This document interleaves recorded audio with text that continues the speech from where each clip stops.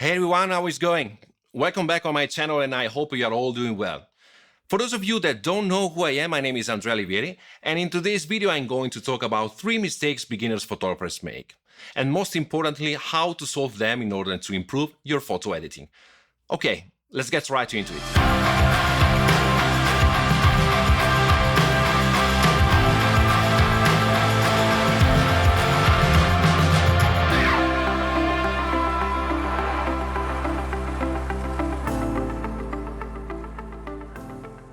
Tip number 1. This is the real fundamental thing for me, above everything else. If you are just taking pictures for fun, it probably doesn't matter that much how accurate your colors are. But as soon as you start to working on a professional level with clients, your colors really need to be right, especially if you are working with a brand that has a consistent coloring. Having a calibrated and profiled monitor is really important. It's so crucial to have a solid foundation before to start tweaking all those sliders on your editing software, whatever it is. To make a parallelism with music, photo editing is very similar to mixing a song. Before becoming a photographer, I'm also a musician, and I know this process very well. The final mix of a song sounds so good in my studio, but in my car, it sounds awful.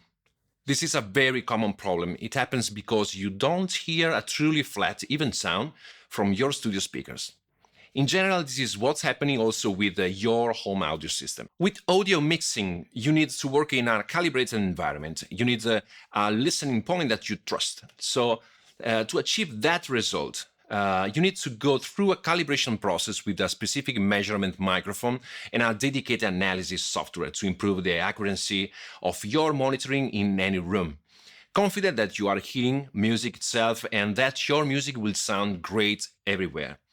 You need to do multiple audio reading in different positions, and the software will take care of all the data acquired to generate a custom profile which adjusts the frequency response of your audio monitors to get the flatter frequency response possible for that specific room. Having said that, when you are editing an image, a similar thing happens. Your decisions are made based on what you see, and that means you need to trust your monitor.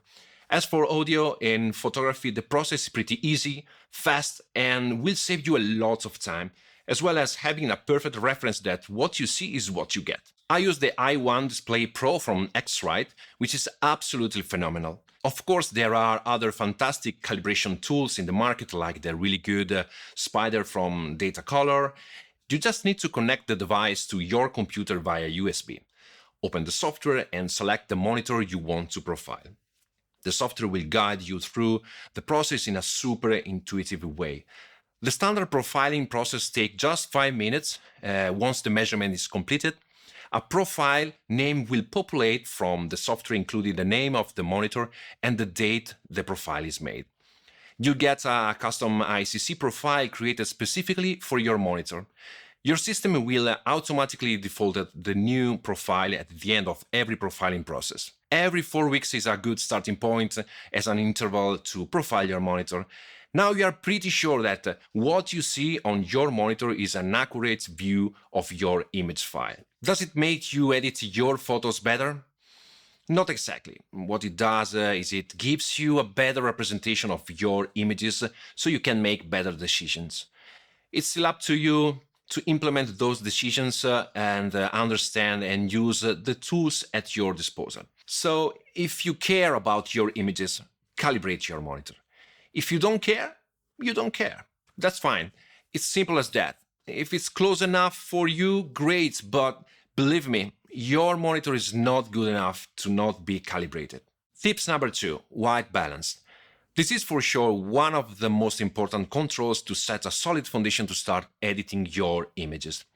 A correct white balance is a very important aspect when you start to develop an image. It changes the overall mixtures of colors. Color balance or white balance is a general adjustment of all colors and their intensity in an image. The classical goal is to achieve a correct neutral colors. Every camera has its internal auto-white balance function, which helps to neutralize some specific color cast on the image. The camera might get you in the ballpark, but quite often it's wrong. You should always be aware of your white balance setting if you shoot JPEG, and you should set it always before to start shooting. If you shoot RAW, like me, you can adjust later in editing without any losses. Always shoot RAW. I usually leave it as a daylight and then do fine-tuning during the RAW conversion. I would point out that the white balance control can be used basically for two purposes: as a color correction tool and as a creative tool to deliberately change them for effect.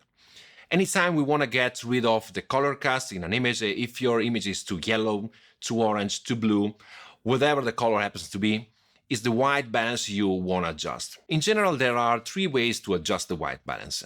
In the end, all three methods will come down to moving these two sliders right here: temperature and tint. In this video, I'm gonna use Lightroom, but the process is the same as Capture One or other editing softwares. There are three methods to figure out where to put these sliders. The first one, there is a pop-up menu where you find a sequence of pre-made general presets based on the different kinds of light sources, very similar to the ones we find in our camera menu. As shot means use the data my camera supplied to use the same white balance settings the camera thought needed. It's not always exactly the same, but quite close. The second one is using the white balance selector, this eyedropper, which works selecting an area on the image that's supposed to be neutral, and automatically adjusts the temperature and tint accordingly. The third method, my favorite one for most of my landscape photos, is simply using the two sliders temp and tint and adjust by eye the two parameters. I usually start with the temperature and then I adjust the tint to tweak any greens or magentas cast. The tint is very hard for a lot of people. The tint is the difference between green and magenta. Takes a little more practice than the temperature slider. The process is to adjust the white balance, start looking with your eyes, and then double check with the histogram and the distribution of the colors. Usually the color cast tint can be recognized looking on the right side of the histogram. By aligning the different channels, you can achieve a good neutral base image to build on it the entire editing. For this purpose, I use a trick which is cranking up the vibrance at 100% to exaggerate the intensity of colors. In doing so, I'm able to see clearly in which direction the color cast is going, more towards the warm tones or the cool tones, or more towards the magenta or green. This simple trick is very handy to make more precise adjustments with the two sliders, temp and tint, in order to neutralize the photo. It's my go-to adjustments for every image I edit. Once I tweak it, the white balance, I bring back the vibrance slider to the default position, and here I have a perfectly neutral image. Like I said at the beginning, that's even more true in landscape photography. The white balance can be used not only as a color correction tool, but also in a very subjective, creative way to convey a specific feeling, a mood, an emotion in the image. So for this kind of images, don't be too obsessed to nail the perfect white balance. Try to adjust it creatively to tell a story. For instance, correcting the white balance of these two images using the eyedropper tool, I would probably end up with an unnatural and weird representation of the specific moment. In landscape photography, we work mostly with two different light sources, direct and ambient light. The light typically illuminates one side of the object, leaving the other side in the shadow. Shadows have a blue hue due to the indirect light bouncing from the sky, which has a distinctive blue tone cast.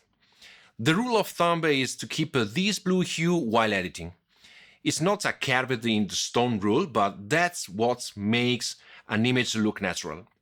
When you have multiple light sources, be careful to not destroy the relationship between colors, neutralizing some color casts that are neutral. For instance, if I try to neutralize the blues in this image, I'll end up with an unnatural, warm image that doesn't represent the right winter cold feeling I want. Neutralizing the warm tones, the result is gonna be the opposite, way too much blue. The key is balance. The main rule is that a landscape photo should have the richest color palette possible. So be aware that when you have multiple light sources to achieve a pleasant result, the key is to preserve the global color balance, the relationship between warm and cold tones. Tip number 3, overstretching the dynamic range. I would say don't be a histogram slave. Let me explain. Of the tools available, the histogram is arguably the most useful. The histogram is essentially a graph that represents the tonal range of an image. Interpreted correctly, it can help to ensure you always achieve the correct exposure, or even better, it helps you to collect the data you need to edit your images at their best. Yeah, when we photograph, we are not only framing a scene and capturing a specific moment, but we are also collecting data. Does exist the perfect histogram? Not exactly. The histogram gives you a graphic illustration of how the tones are distributed in that image. And when assessing exposure via the histogram, it is important to consider the brightness of the subject itself. For example, a scene containing a high percentage of light and dark tones, such as a snowy landscape or a silhouette, will naturally affect the appearance of its corresponding graph. Therefore, it is impossible to generalize about what is and isn't a good histogram. While an even spread pixel across the graph is often considered desirable, you will also need to use your discretion. One of the mistakes I made when I started my photographic journey was overstretching the histogram with post-processing, consequently ruining the distribution of lights and shadows in the image. What I couldn't figure out was that not every image needs to have a perfect black 0 level or a white 255 RGB value level. For example, in a low contrast image, if you push the blacks and whites too far, you'll end up with an unnatural contrasty image. A histogram such as the one before allows you to be more flexible when you're processing the image. Since you have so much information captured in the image file, you can increase, decrease shadows and highlights a lot before seeing a decrease in the quality. Here I have some example of how the histogram looks on different images, and there are no right or wrong histograms. The tonal range of low-key images lies in the shadows of the histogram. In the histogram, a low-key image will have the maximum detail in the shadows and less amounts of details in the highlights and midtones. High-key images have a tonal range that falls into the lighter tones, such as highlights of the histogram. The resultant images are lighter in appearance, that creates a feeling of optimism, lightness, and happiness. In the histogram, the level of details will much higher in the highlights and midtones. Basically, everything depends on the creative direction you want to take your images. That's it. A histogram, like other information related to the image, is only a guide. Trust your eyes, first and foremost. Okay guys, these are my 3 suggestions on how to improve your editing results. But hey, before leaving, I want to give you one more bonus tip. What do you think? My bonus tip: reveal everything. This is probably the most frequent mistake beginners photographers makes. Well, I mean, we have all been there. Sometimes we can be tempted to crank the shadow slider up to 100%, just because we want to reveal as many details as we can in the darkest portion of the image. Just be careful not to overdo it, or you end up with an image that no longer looks natural. If you try to equalize the brightness of the shadows, you'll end up with a photo that not only looks unnatural, but the lack of contrast will make the image look without depth, and you completely destroy the mood. Shadows are a good thing. They create contrast and depth. With the photo editing, you just need to emphasize the relationship between darks and lights, trying to keep and follow the balance created by Mother Nature. Look at this marvelous piece of work of the painter Albert Bierstadt, Among the Sierra Nevada, California, 1868. It's so inspiring for me, and I hope you are too. This paint is the quintessence of beauty. Everything is so perfect. The composition, the balance of the elements, the colors, the tones, and how he creates an incredible depth, managing meticulously the levels of brightness.